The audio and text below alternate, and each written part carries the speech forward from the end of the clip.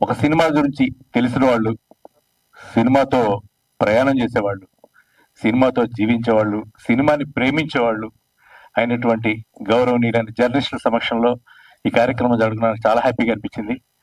ఎందుకంటే ఒక్కొక్కసారి ఎవరెవరు వస్తారు, ఏదేదో మాట్లాడుతుంటారు స్టేజ్ మీద, సినిమాకి సంబంధం ఉండదు, దా- సినిమాకి హెల్ప్ అయ్యేది కూడా ఏమి ఉండదు బేసిక్గా. సో ఈ కార్యక్రమాన్ని ఇలా డిజైన్ చేసినందుకు నేను రామకృష్ణారెడ్డి గారిని మనస్ఫూర్తిగా నేను ధన్యవాదాలు తెలియజేస్తున్నాను. అండ్ ఒక పాత్ర అనేది ఉంటుంది ఎప్పుడైనా సినిమాలో, అంటే నటుడిగా ఇంకా తప్పుటడుగులు వేసే స్థాయి అనేది.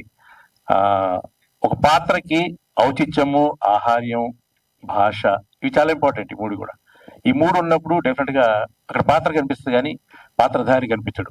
సో ఆ రకంగా ఈ సినిమాలో దేవగుడి వీరారెడ్డిగా నా పాత్రని డిజైన్ చేసినటువంటి రామకృష్ణారెడ్డి గారికి మరొకసారి నేను ధన్యవాదాలు తెలియజేసుకుంటూ, ఈ చిత్రంలో నటించిన అభినవ్, అనుశ్రీ, అలాగే ఇంకా తదితర నటీనటులు అందరికీ కూడా నేను మనస్ఫూర్తిగా నేను విశేష అందజేస్తున్నాను.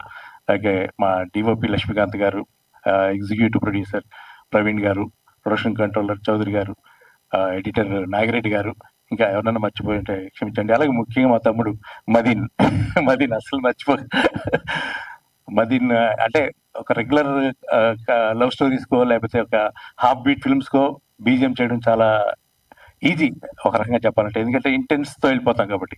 కానీ ఒక హెవీ పొటెన్షియాలిటీ ఉన్న సినిమా, యాక్షన్ ఎపిసోడ్స్ విపరీతంగా ఉన్నటువంటి సినిమా చూసారు కదా, చేజ్లు, ఈ సినిమాలో వాడిని అన్ని కూడా దాదాపు ఎవ్రీడే నాకు భలే అనిపించేది. నా వెనకాల ఒక 24 స్కార్పియోలు ఉండేవి రోజు, ప్రతిరోజు.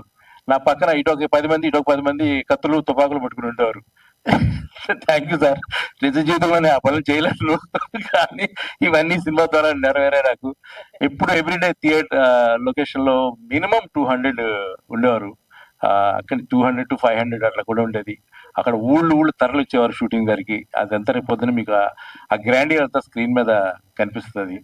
సో అంత హెవీ సినిమాకి అంత బాగా మ్యూజిక్ చేసిన మా తమ్ముడిని నేను మనస్ఫూర్తిగా అభినందిస్తున్నాను, విష్ చేస్తున్నాను, బ్లెస్ చేస్తున్నాను. తనకు మంచి ఫ్యూచర్ ఉండాలని. సో 30 తారీఖున దయచేసి థియేటర్స్కి వచ్చి అందరూ ఈ సినిమాని ఆశీర్వదించేస్తారని కోరుతున్నాను. అండ్ థ్యాంక్ యూ స్రవంతి గారు, మీరు చాలా లక్ ఇచ్చాం. మీరు యాంకరింగ్ చేసే చాలా సినిమాలు సూపర్ హిట్ అవుతుంటాయి. మీ గోల్డెన్ లక్ ఈ సినిమా కూడా చాలా హెల్ప్ అవ్వాలని కోరుకుంటున్నాను. Thank you so much.